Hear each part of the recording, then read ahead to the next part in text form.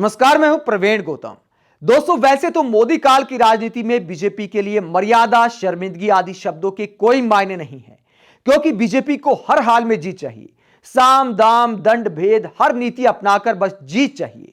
लेकिन हकीकत यही है कि राजस्थान की कर्णपुर सीट पर बीजेपी की हार एक शर्मिंदा करने वाली हार है। शर्मिंदा करने वाली हार है सीएम भजनलाल के लिए भी और पीएम मोदी के लिए भी, क्योंकि इस चुनाव की हार नहीं है, यह चालबाजी की हार है।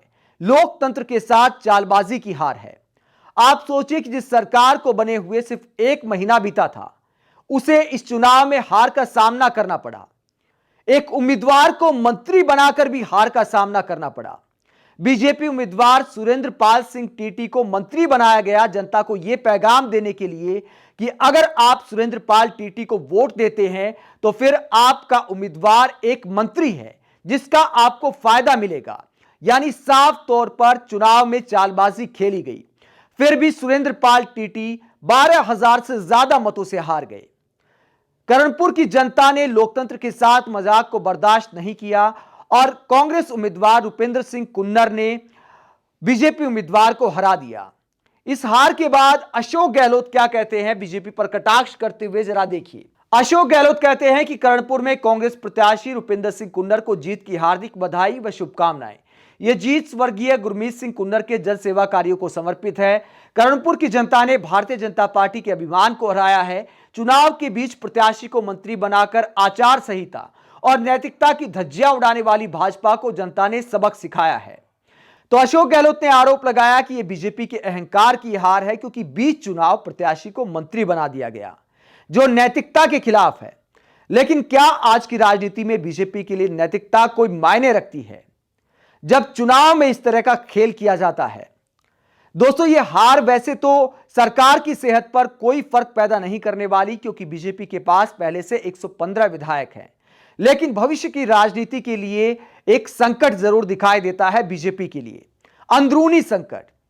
क्योंकि भजनलाल शर्मा को जब सीएम बनाया गया तो बहुत सारे बड़े नेता नाराज हो गए थे।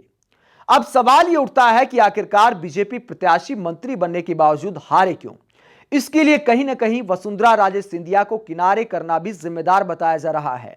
साथ ही अशोक गहलोत सरकार की जो योजनाएं थी, खासकर चिरंजीवी योजना, उसके क्रियान्वयन में जो खामियां देखी जा रही हैं कि सरकार बदलने के बाद मरीजों को दर दर भटकना पड़ रहा है, चिरंजीवी योजना का लाभ नहीं मिल पा रहा, इस तरह की खबरें लगातार सामने आ रही हैं। तो धरातल पर नई सरकार जब काम नहीं कर पा रही कायदे से पुरानी योजनाओं को लेकर, तो जनता में इस बात को लेकर भी नाराजगी है। साथ ही 1 महीने तक जब मंत्रियों के विभागों का बंटवारा तक नहीं हो पाया, तो जनता में जो करंट था वो एक तरह से गायब हो गया। नई नवेली सरकार के खिलाफ भी एंटी इनकम्बेंसी अगर इस चुनाव में देखने को मिली है, तो राजस्थान में बीजेपी के लिए, भविष्य के लिए यह कोई अच्छे संकेत नहीं है।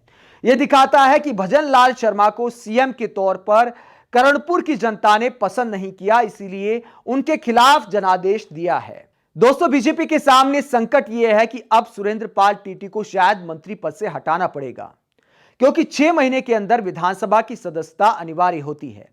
अब विधायक तो वो नहीं बन पाए, तो नियम के तहत तो उनकी कुर्सी जाना तय है, बशर्ते बीजेपी किसी और विधायक से उनके लिए सीट खाली ना करा दे, और ऐसा शायद नहीं कराया जाएगा। आप लोकतंत्र में ऐसी चालबाजी को लेकर क्या सोचते हैं, जहां मंत्री बनाने के बावजूद कर्णपुर की जनता ने बीजेपी उम्मीदवार को हरा दिया? कमेंट बॉक्स में अपनी राय जरूर दें। अगर आप हमारी पत्रकारिता को पसंद करते हैं तो थैंक्स के ऑप्शन का इस्तेमाल करें, वीडियो को लाइक करें, चैनल को सब्सक्राइब करें। नमस्कार।